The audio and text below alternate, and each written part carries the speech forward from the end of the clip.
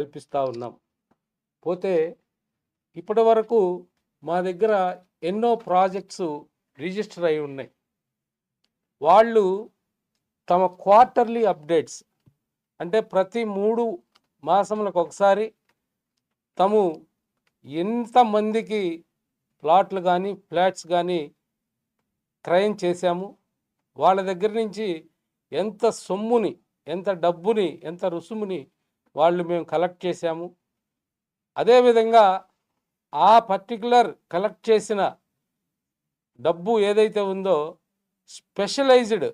Regulator authority అకౌంట్లో జమ చేసి దానిని ఆ ప్రాజెక్టు కోసమే వినియోగిస్తున్నారా లేదా అనేది ఇక్కడ చాలా చాలా ప్రమోటర్కి బాధ్యతాయుతమైన పని. ఎందుకంటే రియల్ ఎస్టేట్ ప్రాజెక్ట్స్ ఈ దేశంలో కానీ ఈ రాష్ట్రంలో కానీ వినియోగదారుల దగ్గర నుంచి ఒక ప్రాజెక్టు చేస్తామని చెప్పి డబ్బు కలెక్ట్ చేసి వేరొక ప్రాజెక్టులకి ల్యాండ్కి డైవర్షన్ చేయటం వలన ఆ ప్రాజెక్టులు కుంటుపడిపోయి సకాలంలో వారికి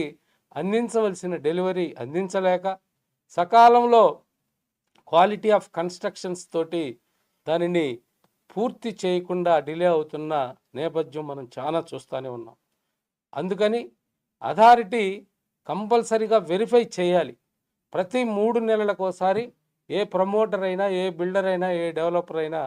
వారే 3 నెలల్లో జరిగిన ఆ ప్రాజెక్టుకు సంబంధించి ఎంత డబ్బులు వసూలు చేశారు, ఎన్ని ఫ్లాట్లు ప్లాట్లు విక్రయం చేశారు, వారి దగ్గర నుంచి ఎంత జమ చేసుకున్నారు, ఆ డబ్బుని ఆ ప్రాజెక్టు నిమిత్తం కన్స్ట్రక్షన్ కోసం కానీ లేఅవుట్ డెవలప్మెంట్ కోసం కానీ వినియోగించారా లేదా అనేది నిశితంగా అథారిటీ పరిశీలిస్తుంది. ఈ నేపథ్యంలో చాలామంది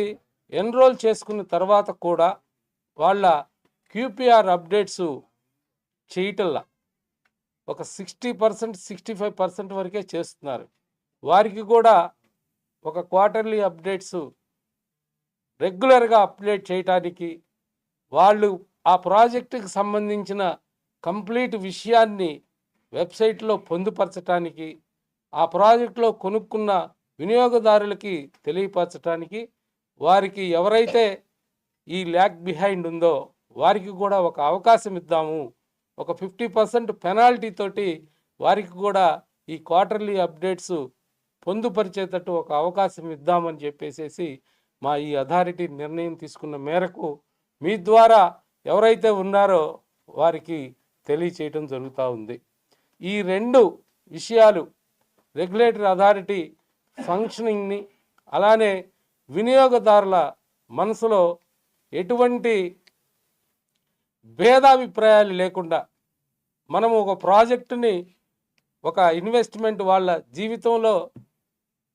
కూడగట్టుకొని సంపాదించుకొని ఉన్న డబ్బునంతా ఒక ఇంటికో ప్లాటుకో పెడితే మోసపోము